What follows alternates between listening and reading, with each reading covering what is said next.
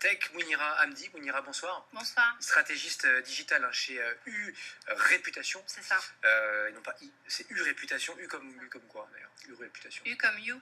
You. Your reputation. Vous êtes, c'est à ce titre-là qu'on vous invite ce soir, co-organisatrice également des Diversity Days. Diversity Days, donc mettre la diversité au cœur de cet écosystème, la French Tech, start-up numérique.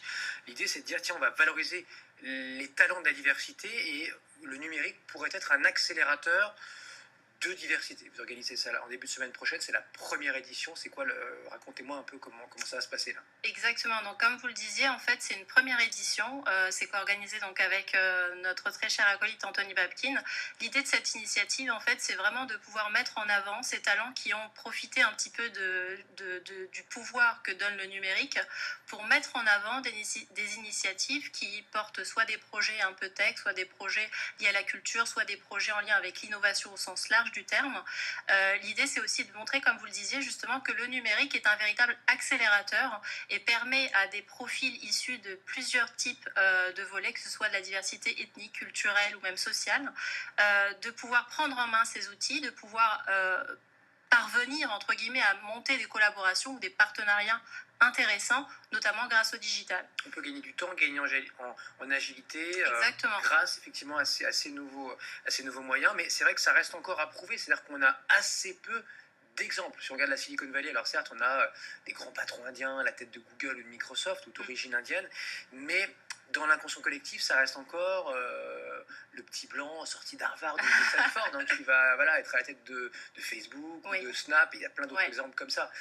Et en France, regardez 42, on en parlait avec Nicolas Sadirac, le patron de l'école informatique, 90% de garçons. Donc il y a encore du boulot là.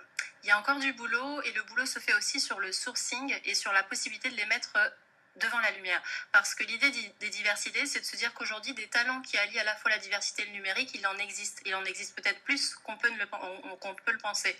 Mais à l'origine, l'idée, c'était vraiment de pouvoir se dire, voilà, il y a un vrai constat. On a une problématique à rencontrer ces différents talents, à pouvoir les mettre sur le devant de la scène et à pouvoir mettre en avant justement des rôles modèles sur lesquels les jeunes pourraient éventuellement s'inspirer, se dire, bah voilà, si lui a réussi, je peux aussi le faire. En France, vous pensez à qui là? Qui vous allez mettre Alors, difficile de ne pas citer justement les talents qu'on va pouvoir présenter le jour J, mais c'est vrai que l'idée, c'est de pouvoir mettre en avant des talents un peu comme celle qui a créé Startup Banlieue, et qui a permis à certains jeunes issus de cités ou de quartiers peut-être qui n'ont pas accès aux mêmes facilités que n'importe qui, de pouvoir participer à une compétition de création d'entreprise, de pouvoir être coaché, de pouvoir rencontrer aussi des personnes plutôt haut niveau qu'ils n'avaient pas eu l'occasion de rencontrer dans le cadre de leurs écoles.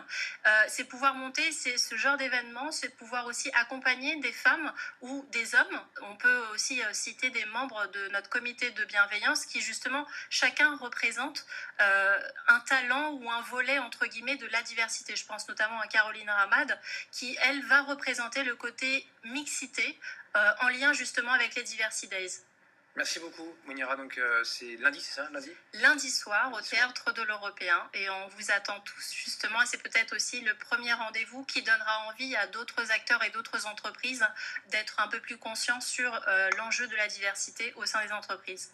Les Diversity Days, donc ce soir, sur BFM Business.